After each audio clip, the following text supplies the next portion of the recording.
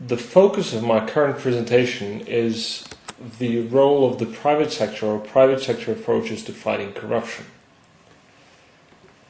We'll go through the following chapters in the presentation. The first one is the connection or the relation between corruption in the private sector and corruption in the public sector, and how these reinforce each other or stall each other.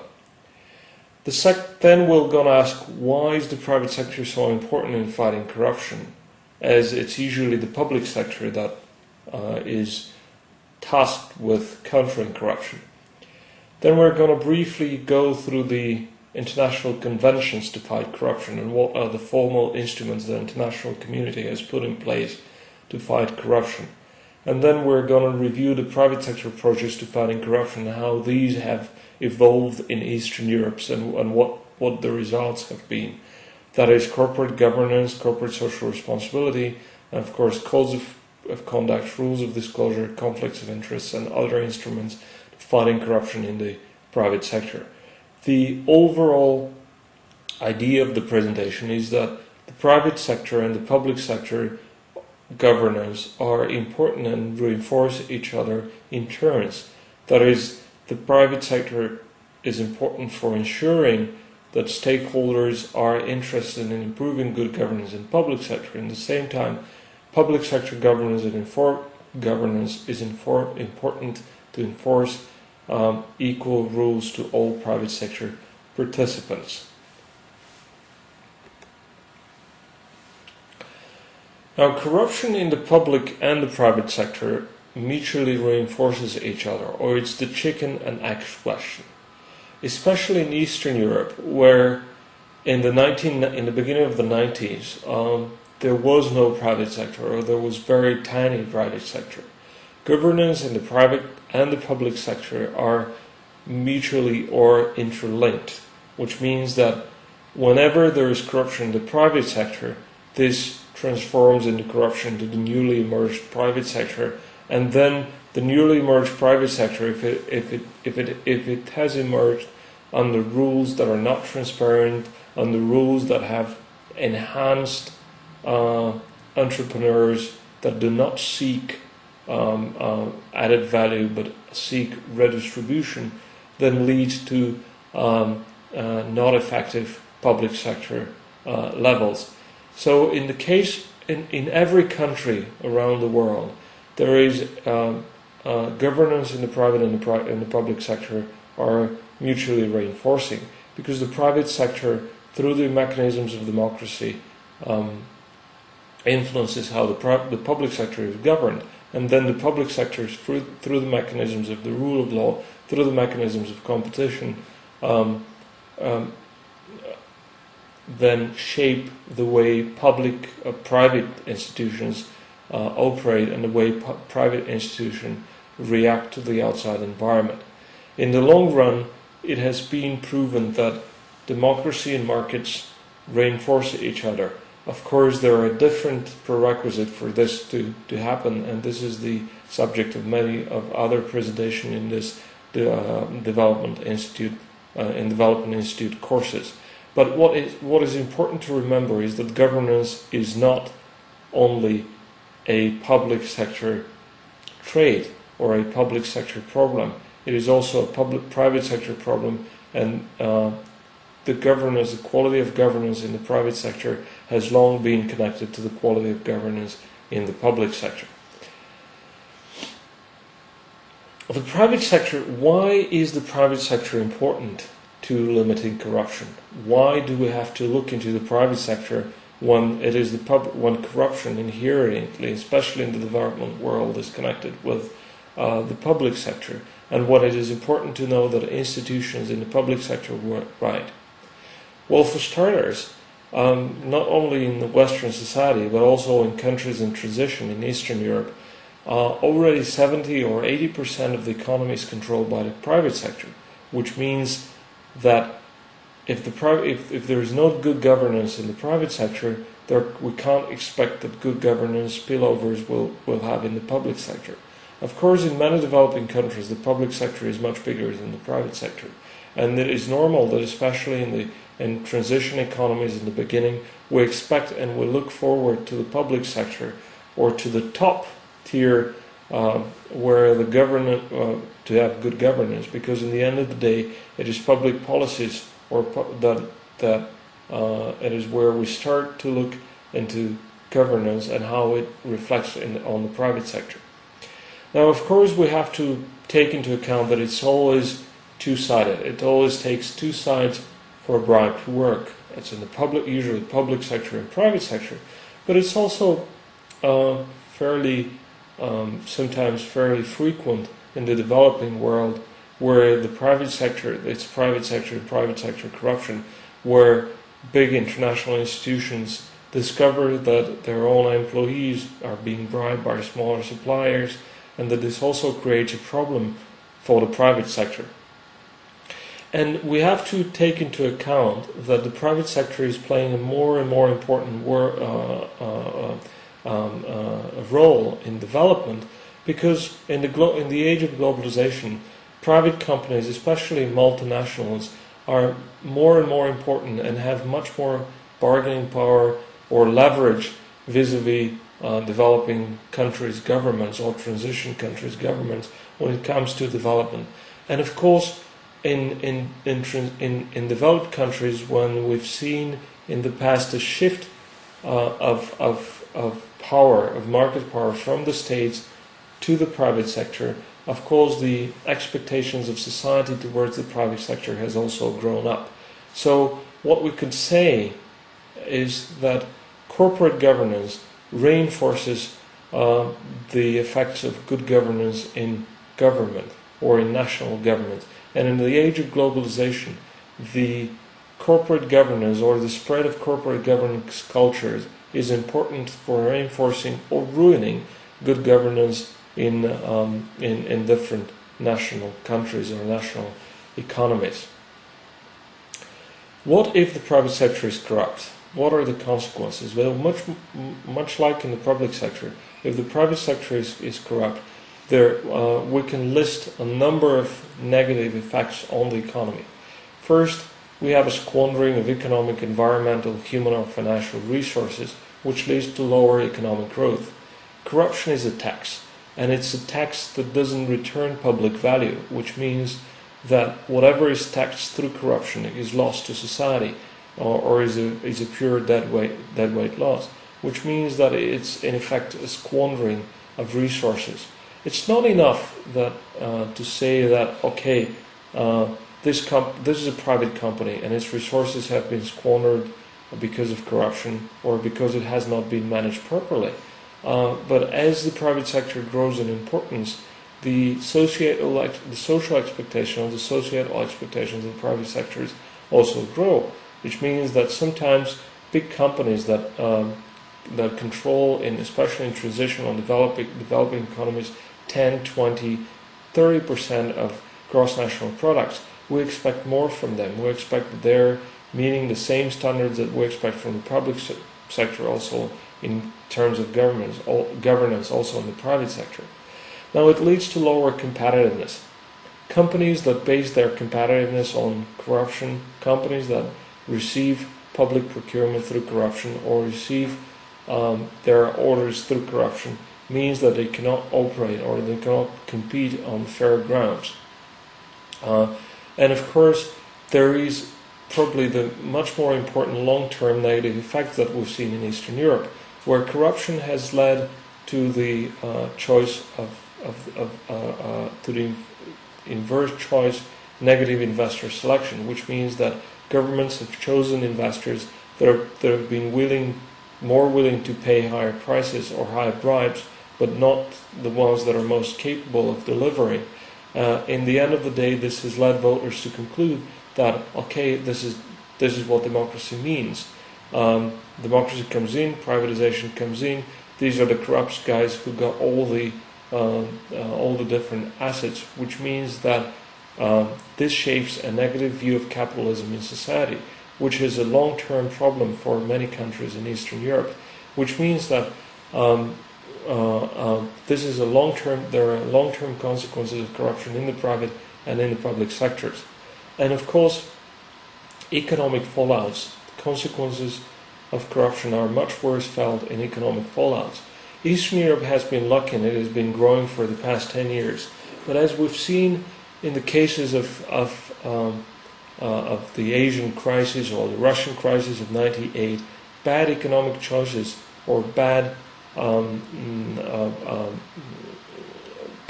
corporate governance or bad public governance leads to much deeper economic crises in terms of downturns, because the resilience of the competitive companies, of the naturally competitive companies, is not there, because there are bogus contracts that are based on corruption and not based on mutual benefits.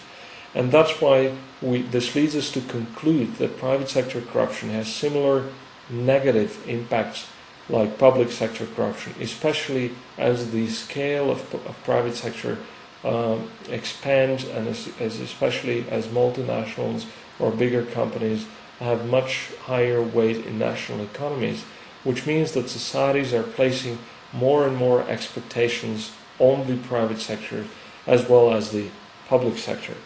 Now, what can governments do? If you have a corrupt environment in the private sector and you have a corrupt environment in the public sector, you have to ensure a good open business environment, meaning that you have to ensure that businesses have an open access to government.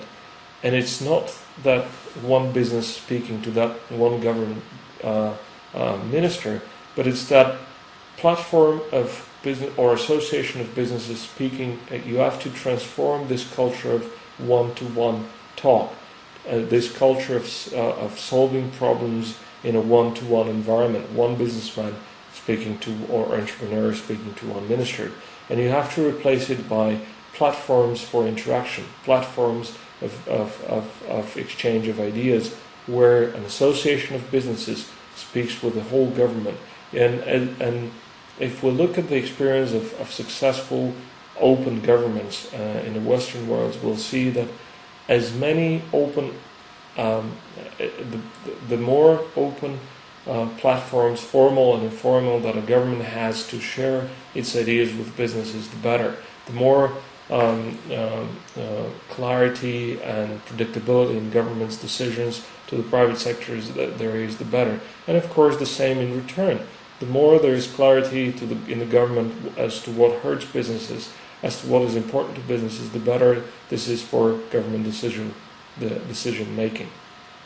And of course there are much more other instruments that are very practical, like ensuring the rule of law, like whistleblower protection, like ensuring that there are institutions in place that guarantee fair competition, ensuring that privatization is done to the highest bidder, and this is all public, ensuring that corporate governance and that there is a good legislative base for business associations, good legislative base for corporate governance, good legislative base for protecting small investors. Of course, as the world has globalized, the importance of international conventions against bribery has gained force, and we could to number just a few of these. Of course, the very important Foreign Corrupt Practices Act, which the United States has enacted since 1977, has been probably the most important international tool to fighting corruption. And we have to note that the US has been much more strict in enforcing this law, as has been their its allies in the European Union, for example, where we've seen. But this is probably going to change, as we've seen recent scandals in Siemens, in Volkswagen. We're probably going to see more and more pressure from the governments into the private sector to correct the ways they do business, as multinationals become more and more important in the developing world, as their FDIs increases. There is also the OECD Anti-Bribery Convention, also the United States Convention Against Bribery. But again, if these conventions are to bring tangible results on the ground in transition economies and in developing economies, this has to be implemented. And we've seen a lot of soul searching, especially among European governments, as to enforcing these rules to big multinationals. And sometimes we have to bear in mind that multinationals have a very high, very strong leverage power against smaller and weaker governments. So what we've seen in the past 10 or 15 years is that as power has shifted towards more and more towards the private sector, societies have come to expect much more from the private sector as they have been expected from the private sector. And in the flattening of the world, in this flat world, much more scrutiny and expectation has been put on the private companies, and we've seen a zillions of organizations already working to scrutinize the private sectors as well as the public sector. And we've seen societies expecting that businesses move from corporate governance into corporate social responsibility, which is not only managing the relationship between management and ownership, such as the corporate governments, but also between the corporations and the society, which is corporate social responsibility, and then sustainable production, which means that companies are requested to look also to produce in a sustainable manner, so that next generations could also use the resources that we have available today. And of course, the principles of good governance apply to the private sector as much as they apply to the public sector. These are transparency, accountability, fairness, and responsibility. And these principles act together so we can't expect a government that is not accountable to apply a principle of transparency, or a private sector that is not accountable to apply a principle of transparency. And these are converted into different instruments that the private sectors have to develop. And this is much more emphasis on ownership. Who's the owner? There's been much more concentrated management control in emerging markets in Eastern Europe, where insiders or well-connected insiders have gained control because of the privatization of privatized assets, and they have much more concentrated management control than this is the case in developed society, which means that in Eastern Europe there is much more need of a private sector, good corporate governance in the private sector, much more need for taking care of minority shareholders' rights. And of course, there is no corporate governance culture. Most of the corporations in Eastern Europe have emerged not in a natural, not in a step-by-step way, but rather as a result of privatization deals, which means that most of the time there's been much of the corporate governance control has been on paper and not in actual implementation, which makes corporate governance or good corporate citizenship a much harder institution to build in Eastern Europe or in the emerging markets than it has been in Western Europe, because you need 5 or 10 years to do what other countries have done for 50 years, which of course takes a lot of external scrutiny. And of course, the coming together of the Eastern Europe and emerging market in the global world has helped has helped bring these instruments quicker into the emerging markets than they have actually emerged in the developed world. And there are different instruments to fight corruption in the private sector, starting from strong business associations that bring about codes of conduct, disclosure rules, conflicts of interest through their members. And it's important to know that all these instruments require not only public scrutiny. We can't expect that the governments will do everything in the private sector. And much in the Eastern Europe in the past 20 years, there's been much more focus in public sector governments than private sector governance.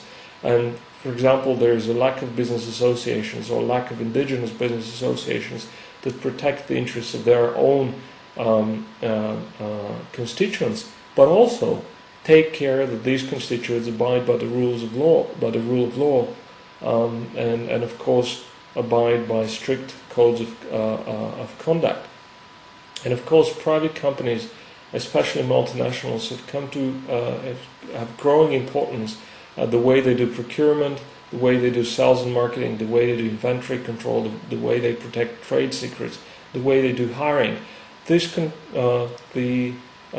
spread of multinationals in the world and the spread of multinational companies in emerging markets has played has come to play a very important role in shaping the governance environment in those emerging markets. Because sometimes the procurement by a big multinational is bigger than the biggest procurement deal by the home government, which means that the way a multinational does business is paramount to the way the corporate culture of the host countries will emerge. And in this case, Eastern Europe has been